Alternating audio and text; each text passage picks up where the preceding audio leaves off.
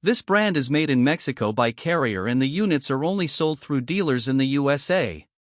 The preferred series units use louvered panel construction, which is superior for condenser coil protection from hail and other debris, but the Legacy line models do not.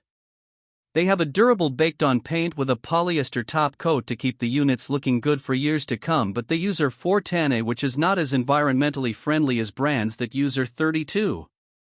The units feature variable speed blower motors for quiet and efficient operation and durable stainless steel heat exchangers.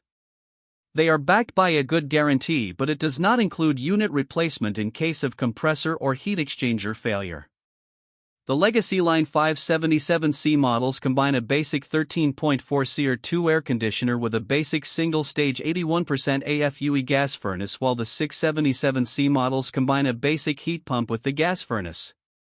The preferred Series 577E models feature a 16 SEER 2-stage air conditioner paired with a 2-stage 81% AFUE gas furnace, while the 677E models have a premium 2-stage heat pump combined with a 2-stage gas furnace.